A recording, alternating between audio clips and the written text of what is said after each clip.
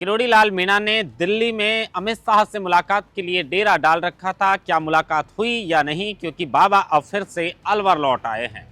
रविंद्र सिंह भाटी का आज विधानसभा में जोरदार दर्द छलका और कहा कि अगर 4-4 गुना फीस बढ़ा दी जाएगी तो ग्रामीण क्षेत्रों के बच्चे कैसे पढ़ाई करेंगे, और कुलपति जो मोटा बैग लेकर आते हैं वो 3 साल में फिर से वो बैग को भर के चले जाते हैं। उस पर भी चर्चा करेंगे, लेकिन बेनीवाल का डंका बज रहा है। एक तो बेनीवाल बदले बदले से नजर आ रहे हैं, और चाहे कांग्रेस हो या बीजेपी, उससे ज्यादा इस वक्त जो है वो बेनीवाल का जलवा दिख रहा है। तो दूसरी तरफ जो खींवसर से विधायक बने रेवंत राम डांगा, वो भी बेनीवाल से परेशान से नजर आ रहे हैं और शिकायत की है उन्होंने कि साहब खींवसर में तो अभी भी हनुमान बेनीवाल की ही चल रही है। फर्जी एसआई जो मोनिका है उसको एसओजी ने हिरासत में ले लिया है, और अब इसी के साथ आज उदयपुर में एसओजी ने फिर से एक बड़ी कार्रवाई की है। 3 कांस्टेबल सहित एक महिला को गिरफ्तार किया है। नमस्कार, आप देख रहे हैं लोकमत हिंदी और मैं हूं आपके साथ महेंद्र बांसुटा। सबसे पहले चर्चा की शुरुआत किरोड़ी लाल मीणा से करते हैं। किरोड़ी लाल मीणा, किरोड़ी लाल मीणा, किरोड़ी लाल मीणा।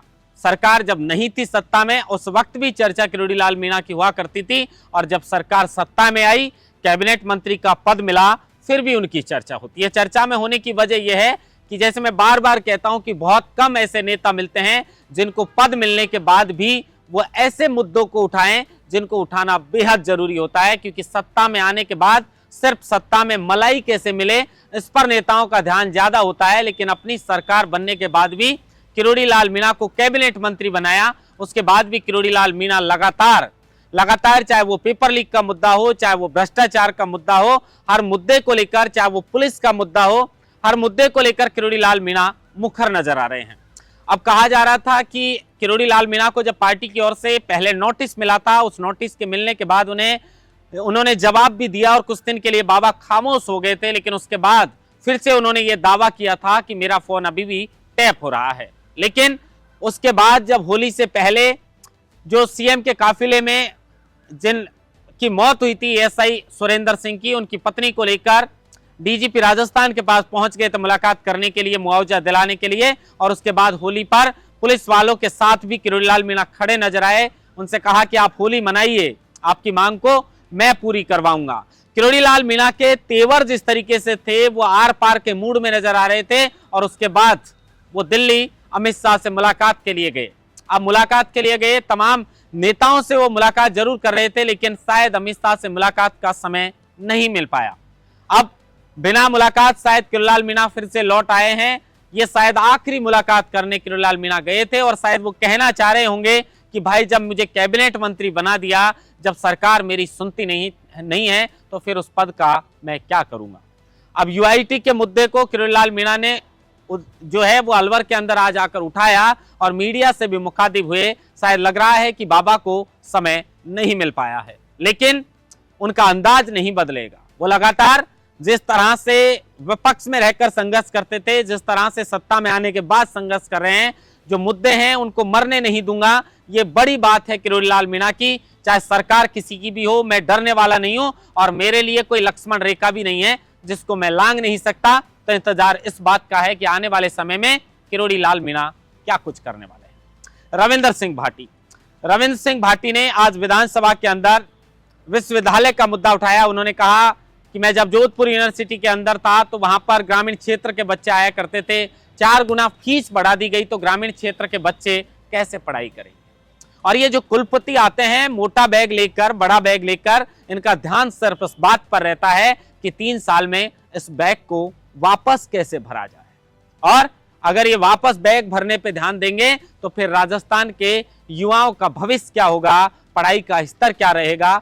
गजब जो है वो रविंद्र सिंह भाटी ने आज विधानसभा के अंदर बेबाकी के साथ इस मुद्दे को उठाया है।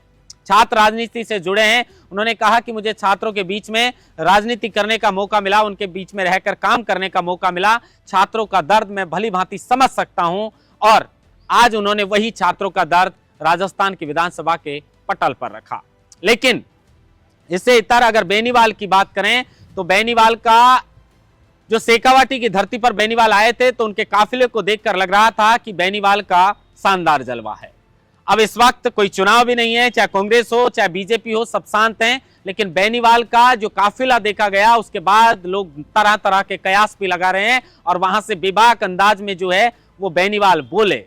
और बेनीवाल ने सरकार को भी चेताया है कि तीसरे मोर्चे का इंतजार कर रही है राजस्थान की जनता, क्योंकि ये सब तो एक ही थाली के चट्टे बट्टे हैं, एक बार वो खा लेते हैं एक बार दूसरे खा लेते हैं। लेकिन अब आने वाले समय में अप्रैल के महीने से हनुमान बेनीवाल ने कहा था कि मैं बेबाकी के साथ इन मुद्दों को उठाऊंगा और पेपर लीक जो हुआ है सब इंस्पेक्टर का जिसमें फर्जीवाड़ा हुआ है उसको मैं रद्द करवा के मानूंगा। उन्होंने ये तक दावा कर दिया कि मुख्यमंत्री आवास के आसपास कुछ आईएएस अधिकारी हैं और कुछ मंत्री भी हैं जिनकी महिला मित्र सब इंस्पेक्टर बन गई, इसलिए सब इंस्पेक्टर भर्ती को अभी तक रद्द नहीं किया है। नाम नहीं लिया है अभी कि कौन वो आईएएस अधिकारी और कौन मंत्री हैं, आने वाले समय में शायद उनका भी खुलासा हो जाए। लेकिन बेनीवाल खींवसर से लगातार जो है वो विधायक चुनकर आए और खींवसर की राजनीति जो है वो बेनीवाल के इर्द गिर्द घुमा करती थी। और इसका प्रमाण रेवंत राम डांगा जो बीजेपी से उपचुनाव के अंदर विधायक बने हैं, उन्होंने साफ दिखा दिया है कि आज भी खींवसर की राजनीति हनुमान बेनीवाल के आसपास ही घूमती है। वो बात अलग है कि उनकी पत्नी कनिका बेनीवाल विधानसभा के उपचुनाव में चुनाव हार गई। चुनाव में हार और जीत दो ही चीज होती है। रेवंत राम डांगा ने अपना दर्द बयां किया और कहा कि साहब अभी भी आसानी से हनुमान बेनीवाल के काम यहां पर हो जाते हैं लेकिन मेरे काम नहीं होते हैं। इसको लेकर सीएम को पत्र भी लिखा और साफ जो रेवंत राम डांगा हैं उन्होंने ये बता दिया है कि आज भी खींवसर के अंदर हनुमान बेनीवाल का ही डंका चलता है, हनुमान बेनीवाल का ही डंका बजता है, जबकि वो वहां से अब विधायक नहीं है। उसके बाद जब रेवंत राम डांगा विधानसभा के अंदर बोलते हैं तो पहली बार के विधायक है वो शुरुआत करते हैं राम राम सा। बहुत सारी फजीयत भी उनकी होती है क्योंकि अध्यक्ष वासुदेव देवनानी उनको ये कहते हुए नजर आते हैं कि प्रश्न पूछिए। फिर वो छोटे बड़े को नमस्कार भी करते हैं, फिर उनसे कहते हैं, उन्हें टोकते हैं कि आप प्रश्न पूछिए। तो वो कहते हैं कि 420।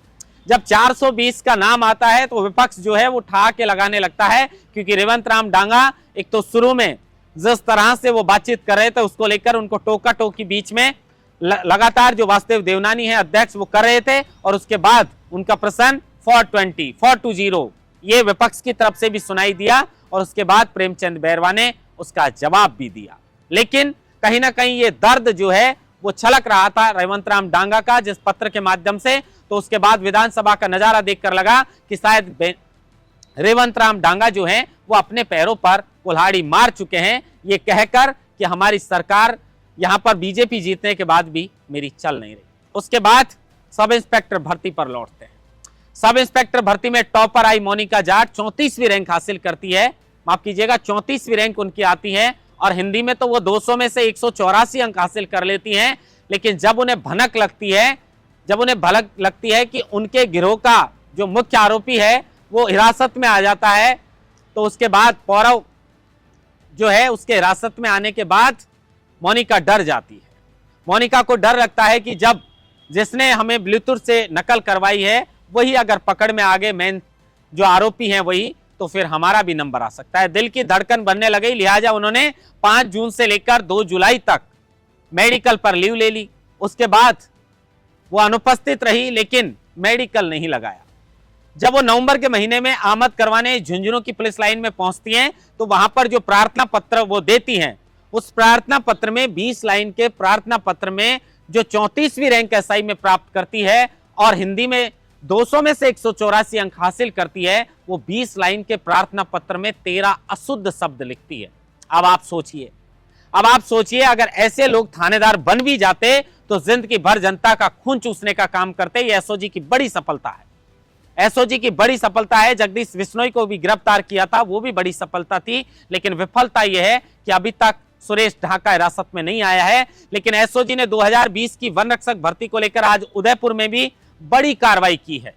आरोप है कि कुछ जो पुलिस के कांस्टेबल हैं उन्होंने अपनी महिला मित्र और रिश्तेदारों को इसमें नकल करवाई है, और इसी मामले को लेकर 3 कांस्टेबल सहित एसओजी ने एक महिला को गिरफ्तार किया है। लगातार ताबड़तोड़ गिरफ्तारियां भी हो रही है, लेकिन बड़ा सवाल है कि सब इंस्पेक्टर भर्ती अभी तक रद्द नहीं हुई है। इंतजार इस बात का है कि क्या इस भर्ती के अंदर सभी जो फर्जीवाड़े से थानेदार बने हैं या तो सरकार कोई रास्ता निकालकर उन्हें हिरासत में ले ले, या फिर अगर गलती से इस भर्ती को रद्द नहीं किया और अगर फर्जी थानेदार बन गए तो ये फर्जी थानेदार जिंदगी भर जनता का खून चूसने का काम करेंगे। महेंद्र बस्टा, लोकमत हिंदी, जयपुर।